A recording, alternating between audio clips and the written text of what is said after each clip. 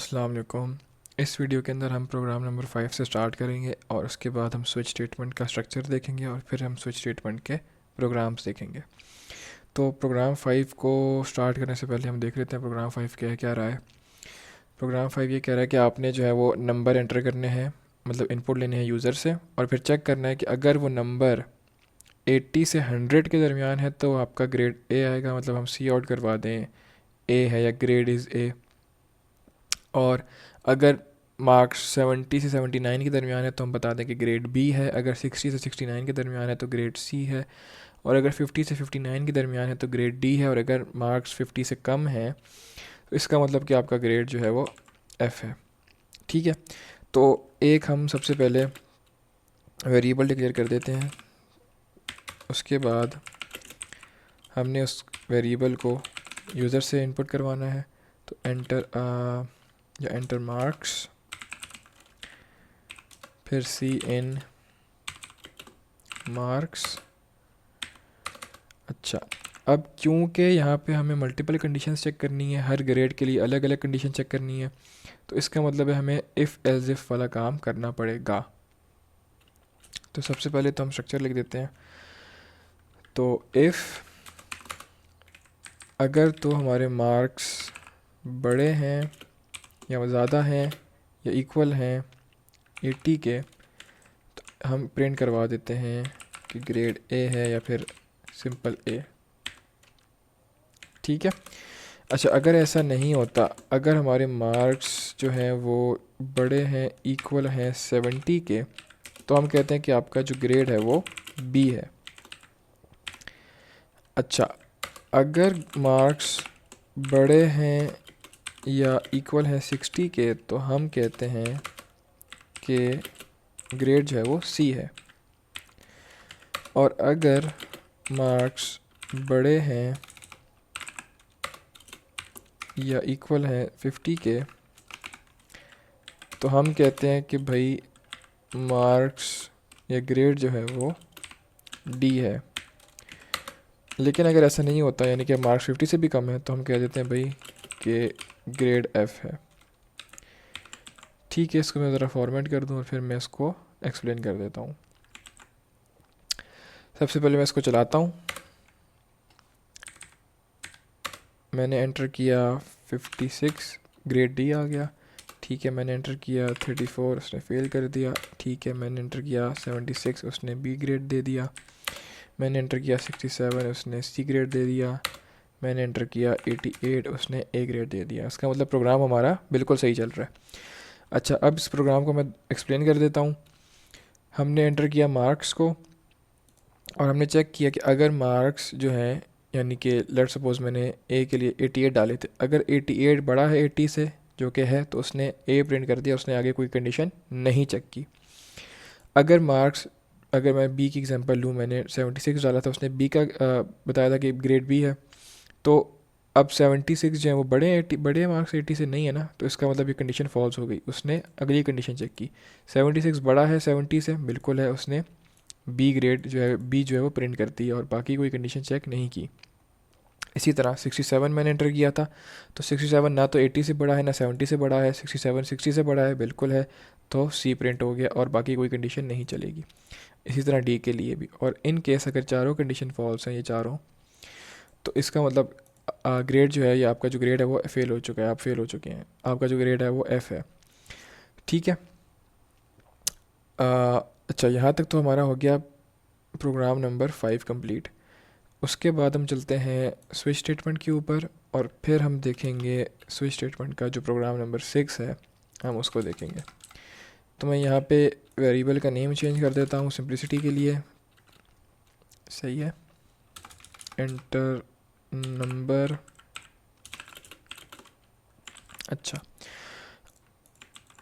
अच्छा, तो switch statement का सबसे पहले मैं यहाँ पे स्ट्रक्चर लिख देता हूँ। हमने लिखना होता है स्विच का कीवर्ड,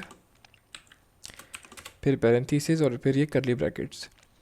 अच्छा, अब स्विच स्टेटमेंट जो है वो बेसिकली आपकी इफ़ एल्स स्टेटमेंट का वो है, अल्टरनेट है।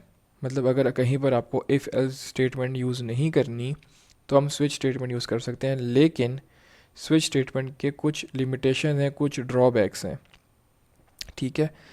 मिसाल के तौर पे हम इफ़ स्टेटमेंट के अंदर हम चेक कर सकते थे कि if x is greater than equal to 80 या 90 कुछ भी, लेकिन स्विच स्टेटमेंट के अंदर हम सिर्फ इक्वालिटी चेक कर सकते हैं कि x इक्वल टू 1 है या नहीं।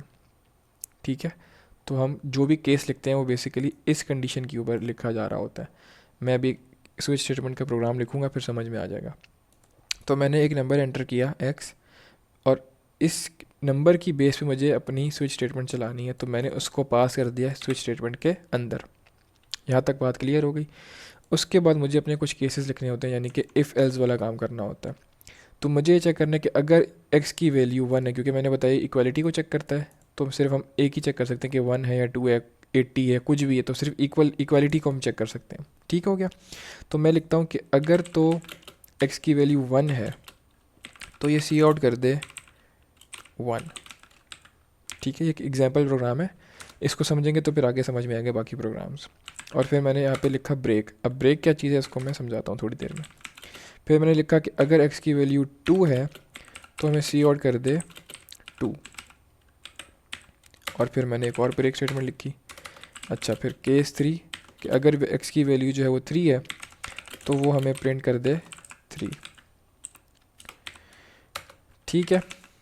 अच्छा, अगर ये तीनों केसेस नहीं है तो हम जिस तरह इफ़ एल्स के अंदर एल्स वाला पार्ट लिखते हैं, उसी तरह स्विच स्टेटमेंट के अंदर केस के साथ डिफ़ॉल्ट लिखा जाता है कि अगर तीनों केसेस या जितने भी केसेस हैं वो सब फॉल्स हैं तो इसका मतलब है डिफ़ॉल्ट वाला पार्ट चलेगा।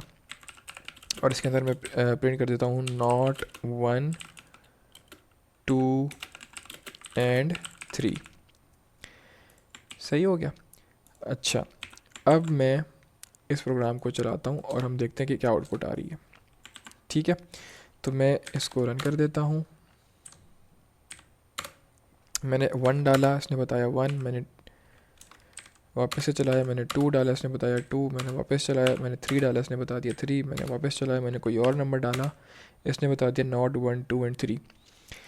अब हुआ क्या, x की वैल्यू जब मैंने 1 डाली, इसने चेक किया केस 1, यानी कि अगर x की वैल्यू 1 की इक्वल है, यानी कि x इक्वल टू 1 है। इस लाइन का मतलब है कि अगर x की वैल्यू इक्वल टू 1 है तो इसने मुझे 1 प्रिंट कर दिया।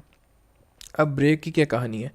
ब्रेक की कहानी ये है कि अगर हमारी कंडीशन ट्रू हो जाती है तो इसका मतलब है कि हमें बाकी कंडीशंस नहीं चेक करवानी, तो हम क्या करेंगे, अपनी इस स्विच स्टेटमेंट से ब्रेक कर जाएंगे और बाहर आ जाएंगे। ठीक है। अब अगर x की वैल्यू 2 थी तो उसने क्या किया, पहला तो केस चेक किया, उसने कहा अच्छा ये केस नहीं लगता इसके अंदर, तो इसने इस चीज़ को एग्जीक्यूट नहीं किया। इसने देखा केस 2 लग रहा है, ठीक है, उसने क्या किया, सी आउट करवा दिया 2, और फिर उसने ब्रेक कर दिया, यानी कि आगे हम कोई भी कंडीशन चेक नहीं करवाना चाहते। तो इस लाइन से, इस ब्रेक की स्टेटमेंट से यह स्विच के ब्लॉक से बाहर आ जाएगा। इसी तरह जो है वो हमारा केस 3 है। उसमें क्या होगा जी, अगर x की वैल्यू 3 है तो उसने बाकी दोनों कंडीशन पहले चेक की, वो तो फॉल्स हैं। उसने चेक किया कि अच्छा x की वैल्यू 3 है, उसने प्रिंट करवा दिया 3, और फिर वो ब्रेक कर जाएगा। अब अगर मैं यहाँ से ब्रेक हटा दूँ, लेट्स सपोज मैं यहाँ से ब्रेक हटा देता हूँ और फिर मैं इस प्रोग्राम को चलाता हूँ, तो देखते हैं कि क्या आता है। मैंने 1 एंटर किया, इसने 1 और 2 दोनों प्रिंट करवा दिए। अब इसका मतलब ये हुआ कि उसने सबसे पहले चेक किया x की वैल्यू 1 है, ठीक है, उसने 1 तो प्रिंट करवा दिया। अब क्योंकि इसके आगे ब्रेक की स्टेटमेंट नहीं लिखी हुई थी, तो उसने अगला केस जो है वो चाहे ट्रू हो फॉल्स हो, वो उसने प्रिंट करवा दिया। तो स्विच स्टेटमेंट का एक और ड्रॉबैक ये है कि आपको ब्रेक लिखना लाजमी है, वरना अगला केस चाहे ट्रू है चाहे फॉल्स है वो उसको एग्जीक्यूट कर देगा। ठीक है, तो उसने सी आउट 2 यानी कि 2 प्रिंट करवा दी, और अब क्योंकि 2 के आगे ब्रेक लिखा हुआ है तो उसने यहाँ से ब्रेक कर दिया और उसने 3 को प्रिंट नहीं किया। ठीक हो गया। तो हमें इसका मतलब है कि ब्रेक लिखना ज़रूरी है। अच्छा, यहाँ तक तो हो गया स्विच स्टेटमेंट कंप्लीट, इसका स्ट्रक्चर समझ में आ गया होगा मुझे उम्मीद है। और एक और चीज़ बता दूँ कि हम इक्वलिटी को चेक करते हैं तो हम यहाँ पे एक्सप्रेशन नहीं लिख सकते, मतलब कि मैं ये चीज़ नहीं लिख सकता यहाँ पे x इज़ ग्रेटर दैन 80, इस तरह नहीं कर सकते हम। हमें सिर्फ एक ही चीज़ बतानी होती है, मतलब इक्वलिटी को बताना होता है कि अगर तो x की वैल्यू ये है, मतलब अगर x की वैल्यू 2 है तो आगे वाला काम कर दो। हम इस तरह कंडीशन को इस तरह ग्रेटर दैन स्मॉलर दैन नहीं चेक कर सकते। ठीक हो गया। यहाँ तक मुझे उम्मीद है कि स्विच स्टेटमेंट प्रॉपरली समझ में आ गई होगी। अब हम देख लेते हैं प्रोग्राम नंबर 6 को। तो प्रोग्राम नंबर 6 क्या कह रहा है कि हमने 7 तक, मतलब 1 से लेकर 7 तक कोई भी नंबर एंटर करवाना है, और उसकी बेसिस पे हमने बता देना कि कौन सा जो है वो दिन चल रहा है हफ्ते का। तो ये बहुत सिंपल है। इसी तरह होगा कि अगर 1 होगा तो हम सी आउट करवा देंगे मंडे, अगर 2 है तो ट्यूसडे, 3 है तो वेडनेसडे। आप खुद ट्राई कर लें, नहीं तो मैं इसको करवा देता हूँ। यहाँ पे वीडियो पॉज कीजिए, इस प्रोग्राम को खुद ट्राई करें, और अगर नहीं होता तो कोई मसला नहीं है, हम जो है वो आगे करवा रहा हूँ इसको, ठीक है। अच्छा, अगर तो 1 है तो मैंने प्रिंट करवाना है मंडे, अगर 2 है तो मैंने प्रिंट करवाना है ट्यूसडे, अगर 3 है तो मैंने प्रिंट करवाना है वेडनेसडे, ठीक है। इसी तरह इसको मैं 4 दफ़ा और बता देता हूँ, ठीक है। 4 पे मैंने बता देना है कि ये थर्सडे है,